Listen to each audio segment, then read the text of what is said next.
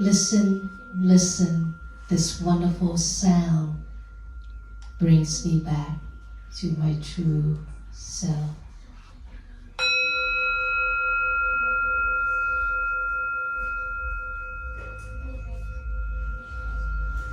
Body, speech, and mind are oneness.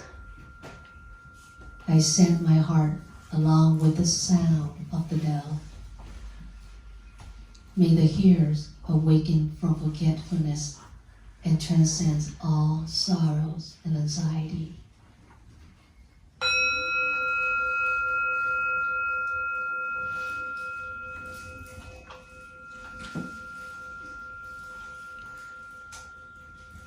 Breathing in and recognize my in-breath through my nostril.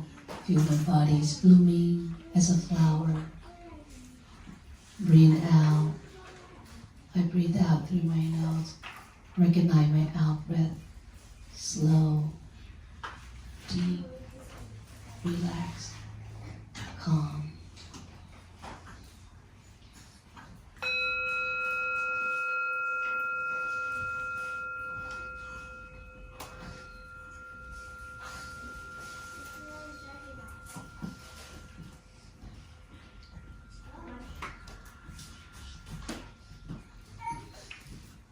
The Dharma body is bringing the morning light. In concentration, my heart is at peace. A half smile is born on my lips. This is a new day I vow to go through in mindfulness. The sun of wisdom had risen in every direction. Dear friends, bring your mind into meditation.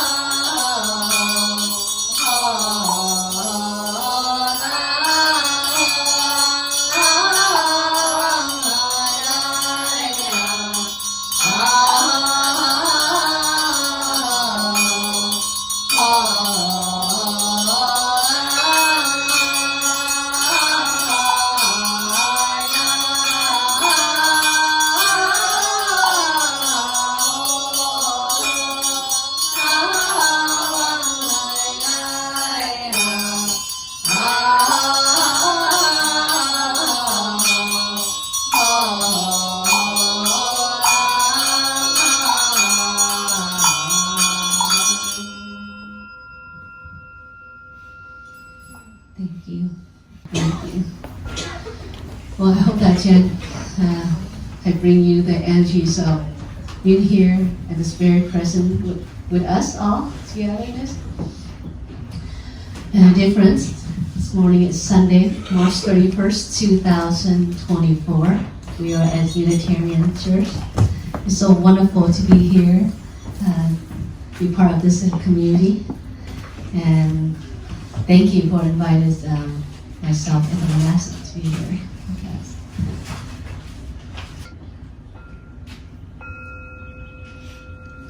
This morning I'd like to share you the practice of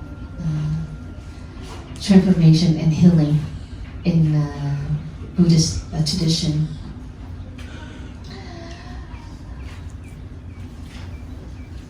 The word transformation and healing are inter-art. What I mean by that is, in transformation, there's a healing. And in the healing, there's transformation. It's happened at the same time. Both of our transformation and healing are not a separate practice. But as a matter of fact, it's happened and practiced at the same time. Once you're aware of your body, your feeling, your mind, and your objects of your mind, whatever that you is going through, the pain, the suffering that you recognize, at the point you recognize, that is a transformation leading to healing. I call that the first diagnosis of recognizing of the suffering and the pain in the body, feeling, mind, and the objects of mind. Recognizing and accepting the pain and the suffering that's going on at this moment is very important. Because if we don't recognize and we don't accept that, then we don't have the right technique to heal our body, our emotion, our mind, and the object that we are facing, we are dealing with. And so as we recognize and we accept that leads to the second diagnosis. And we're looking deeply into our suffering, our pain in our body, in our feeling, in our mind, and the objects of our mind. We understand the roots. We understand where the suffering and pain is coming from. When we understand our pain, our suffering, our self, our body, our feeling, our mind, the objects of mind, we know there is the way to end this suffering, to end this pain. And that's called third diagnosis, is to end our suffering, our pain. Already you feel it's healing because it's transforming from the point that you feel pain and suffering to the point that you're recognizing as changing, to the point that you know it's going to end. Just when you understand this pain, this suffering is going to end, that right in that very instant moment, healing arises, manifests. You suddenly feel good and you feel joy and peace.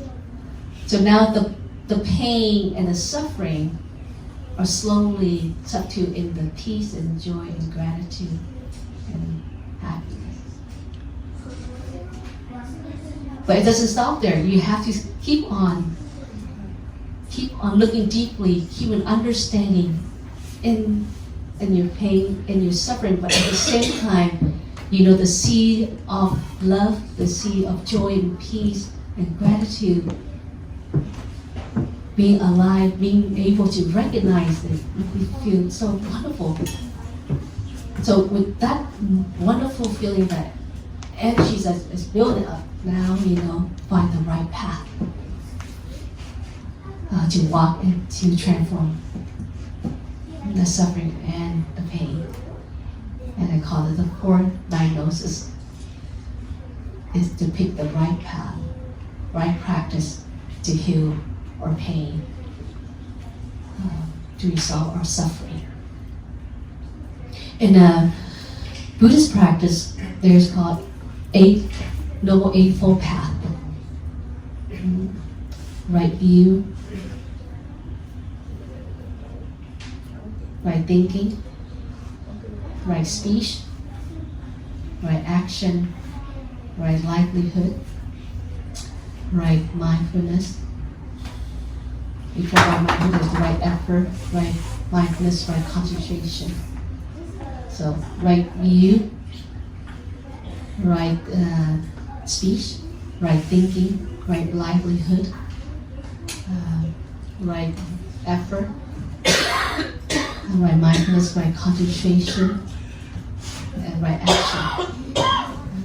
So those are the 8 Noble Eightfold Paths. But we're not going to get through all Noble Eightfold Paths today because time is a limitation. So I will only focus on right mindfulness. Right mindfulness. And we practice in our daily life. We bring our practice, bring a mindfulness in our practice. As amongst myself, this is what I do in my regularly day. We use the mindfulness, the right mindfulness. We usually drop the right mind and just say mindfulness, but actually mindfulness should say right mindfulness, so that it's emphasize the word mindfulness more strongly, and that how important that to bring mindfulness in our daily life. So that's why it's referred right mindfulness. So what is mindfulness? Maybe some of you probably already know, and some of you have your own way of practice mindfulness, or maybe you learn from different teachers. But mindfulness is the energies being aware and attentive to 4 established mindfulness. That is the body, the feeling, the mind, and the objects of mind. Always draw in your mindfulness in that 4 stages. Body, feeling, mind, objects of mind. It's very important that we have to be aware and to be attentive to our body, our mind, our feeling, and objects of mind.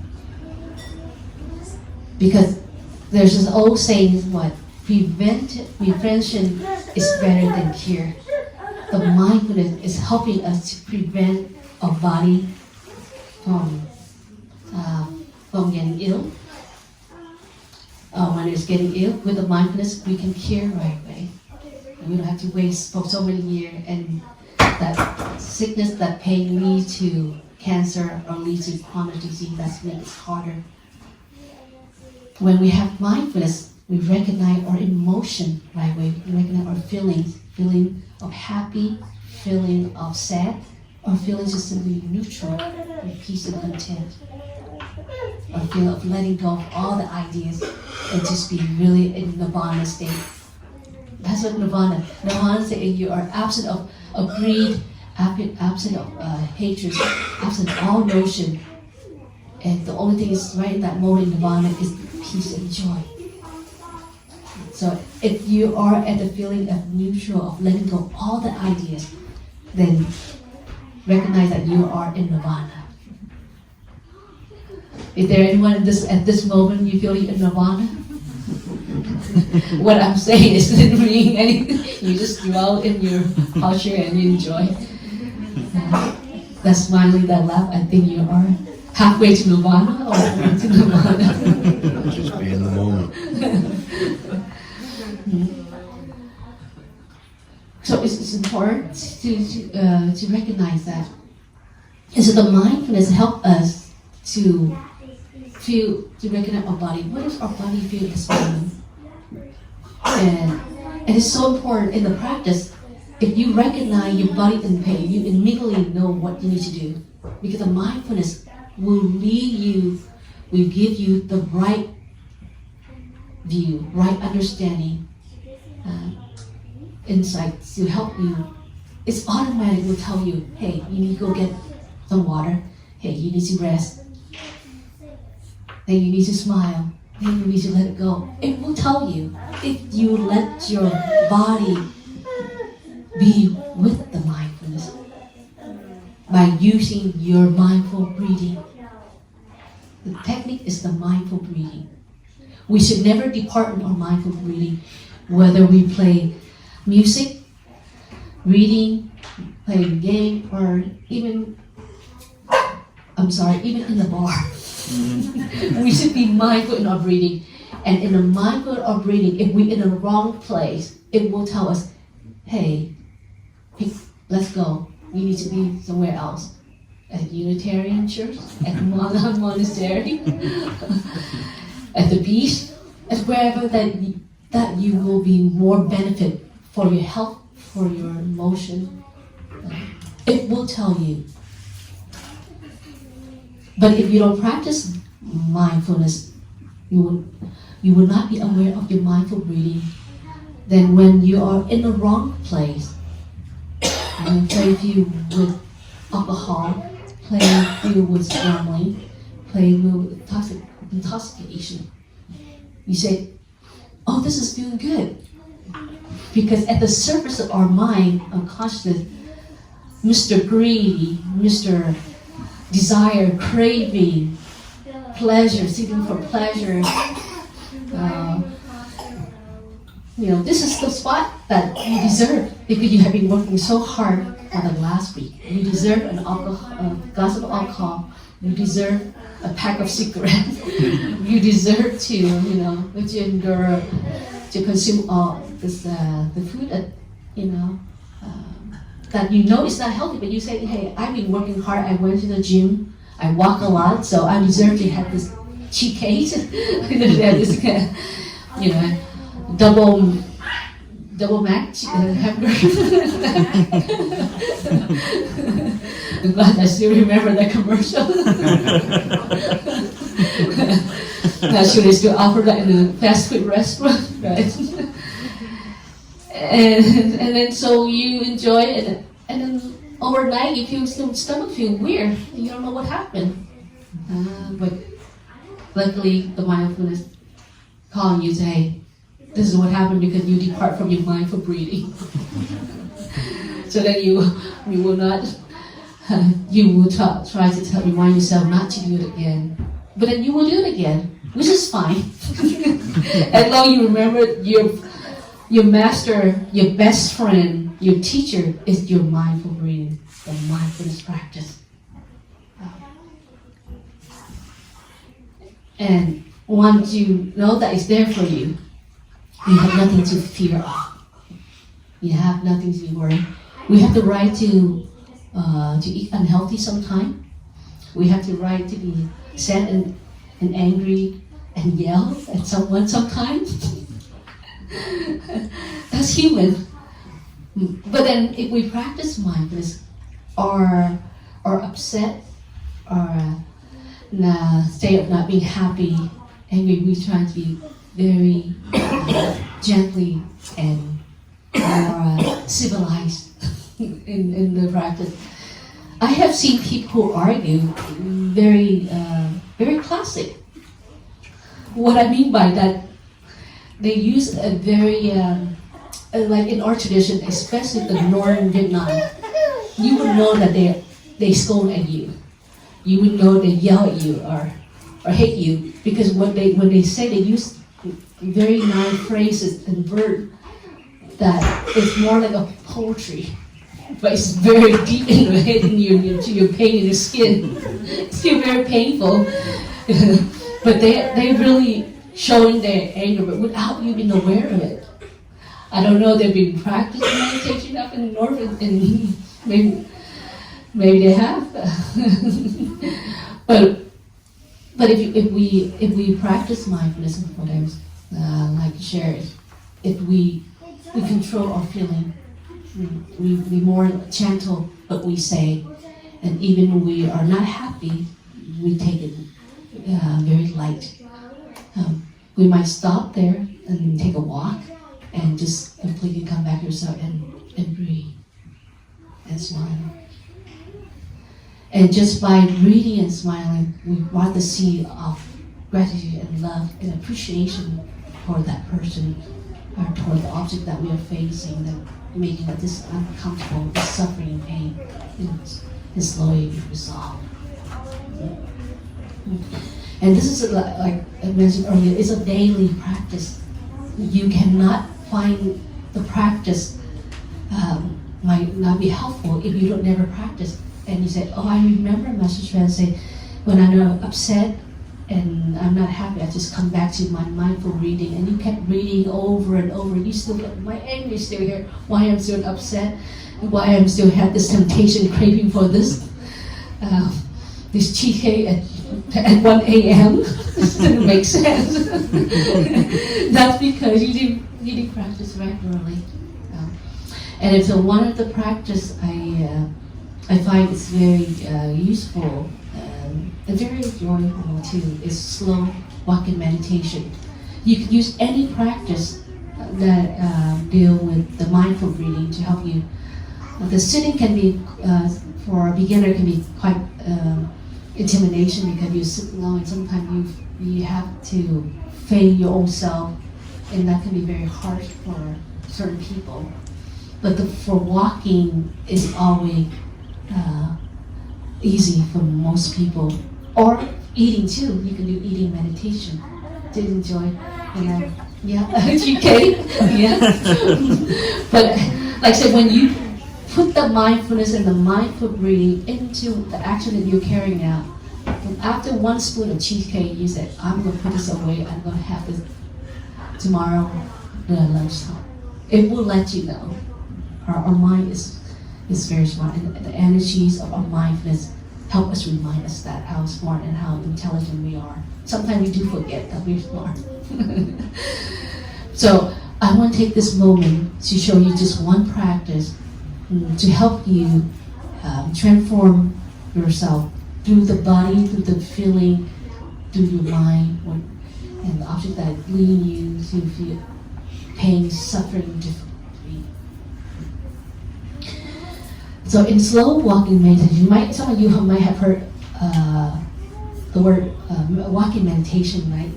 So again, meditation is just aware of what you're doing.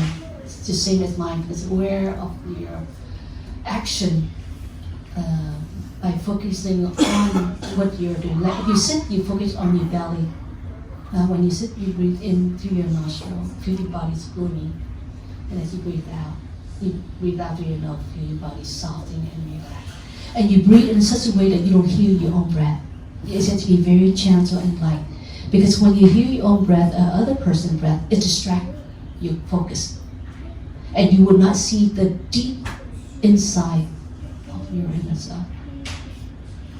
You will not invite all the wonderful seed in your stored consciousness, or aliyah consciousness, right up in the surface. And so, or when you walk, then you pay attention to the footstep, which I will share with you in the slow walking meditation. I always feel grateful living at our monastery that we have this lovely path. And I invite you to come to our monastery anytime, any day you like. It's always open from 8 to 1. And our walking is about a mile, and it's all paid. It's a very easy path.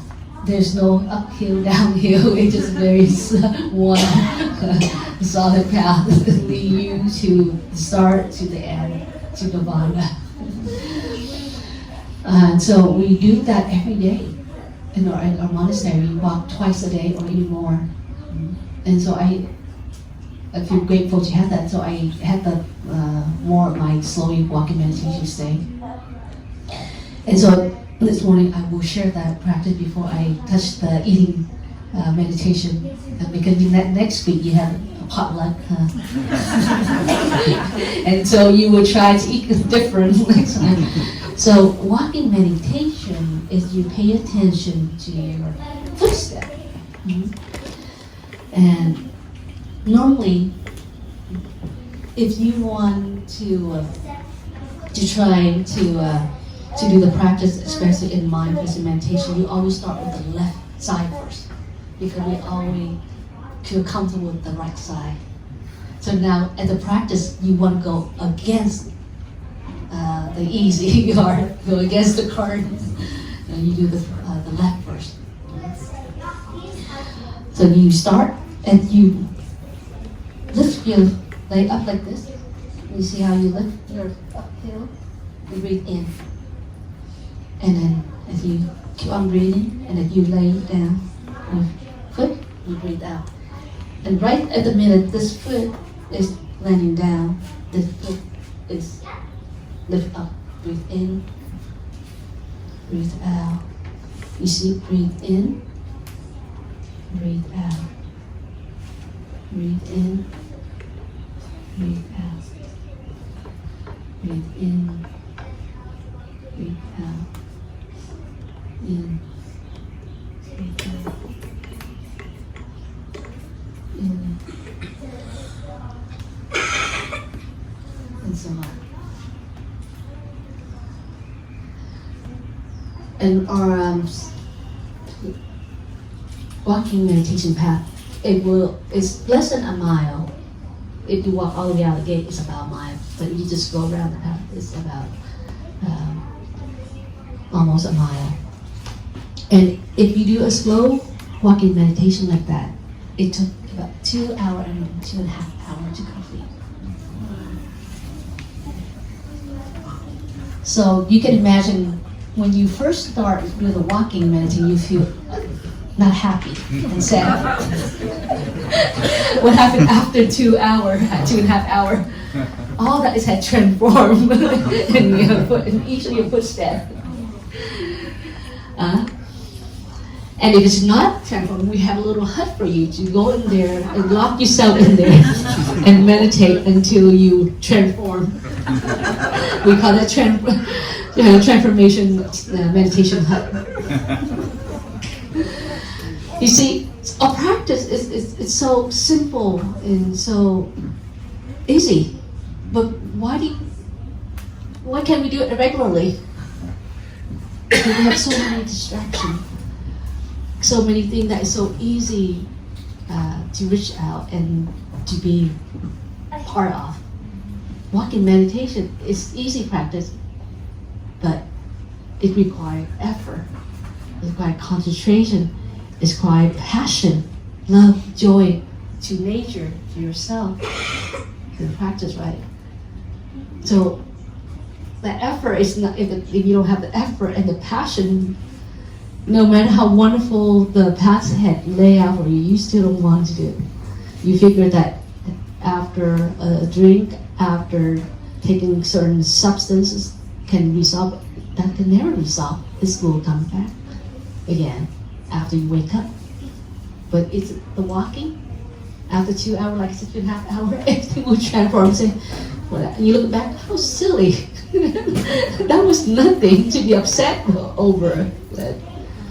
And if you're not feeling upset, let's say you feel your body is in pain, your back in pain, walking upright like this and following your breathing, I'm sure you will heal right after the 2.5 hours of walking, because you let your body stay upright. You relax your muscle, and so therefore you stress in that muscle, and so automatically you feel comfortable with yourself, and you heal your body. I think about 3 weeks ago, we did the practice called 21 step and 1 bow.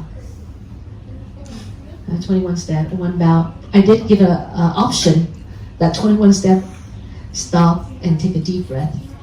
But for some reason, everyone feels love the challenge to do 21 step and bow down, touch the earth. And we also, with that practice, it's all took a little bit over 2.5 hours. But it was a great practice for everyone. That was the first time we actually had that opportunity to do the practice like using our lovely path. So let's just focus. When you are not happy, when you're sad and feel uncomfortable about yourself, feel uncomfortable with other person, when you're in pain, when you feel lonely, any emotion that is arise in you, any pain and suffering that arise, try to practice this walking meditation. Just do this practice. Then you will see how it's how. If you do one practice well, then the other practice will follow easily. Or you say, or you feel your knee is in pain, and walking is not a thing that you can do now.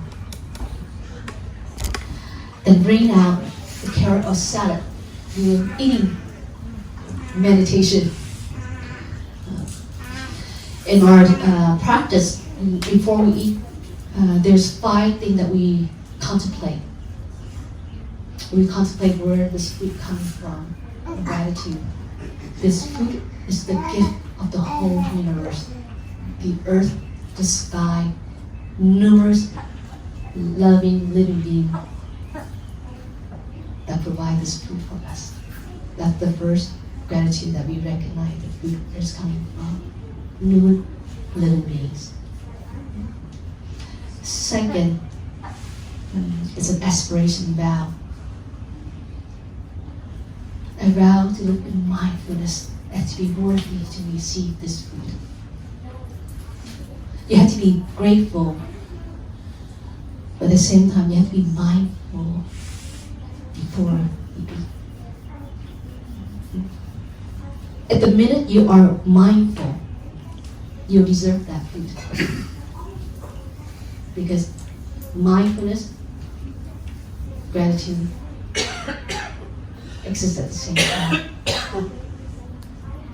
When you are feeling you're worthy to receive this food, now you recognize, may I only eat food that prevent illness. And you look at it, salad definitely prevent illness. Reduce cholesterol level, reduce sugar level. So you look at it, and it is not like before you begin to eat, you didn't read the 5 contemplation. You have the just a fried chicken right in front of you, or French fries. But right when you read the 3rd contemplation, may I only eat food that prevent illness, then say, wait, I can keep the fried rice, but I should get my salad bowl. Just to cool the inflammation when you eat this fried rice. It will let you in say, wait, you will get up and you get your bowl of fried rice, or get something that's substitute to make it balance the meal that you had that day. It will let you know. And then the 4th, you to practice in moderation. And prevent eating greedy. So you eat slowly, you chew carefully. And as you practice eating, chewing your food carefully until you taste the food in a deeper level that you can. You can identify the texture of the food, every element in that food. Already at that moment when you choose your food carefully, you are filled with joy and peace and happiness, and so much gratitude will happen at the same time. And so the 5th contemplation, you want to share this love and understanding, and to build your community, build your family, build your friendship, build the society in the most profound, most benefit way that you can in reality. So the 5 contemplating reading like this: this food is the gift of the whole universe, the earth, the sky, and numerous living beings. May I be mindfulness and to be worthy to receive this food. May I transform our unskillful mind, especially having eaten with moderation. May I only eat food that nourishes the body and mind. May I accept this food to realize the path of understanding, love, and build the Sangha, this community, in the right direction. And so as you put each spoon, you enjoy it. Sometimes you should challenge yourself, identify, without looking at the food, see what you put in your mouth. And you go slowly following your breathing. So now, when we walk, we follow our breathing at each footstep. But when we eat, we focus on our mouth and what we chew by breathing out. At the same time, use our breath.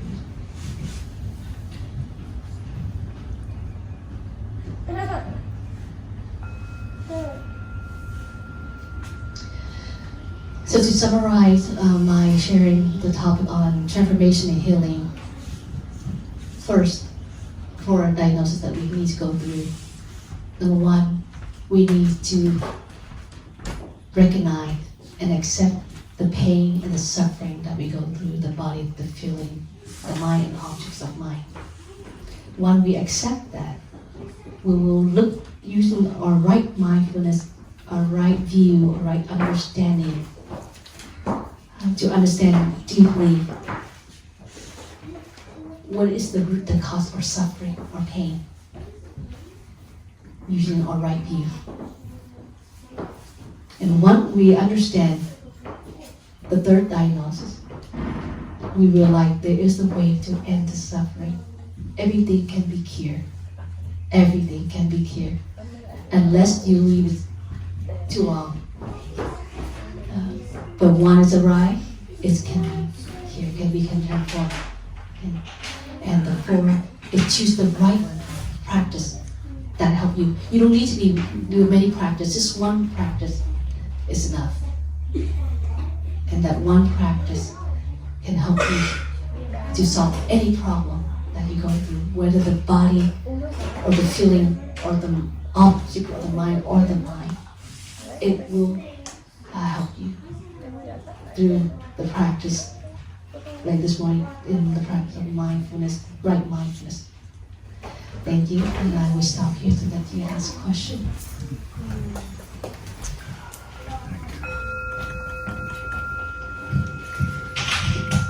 Thank you so much.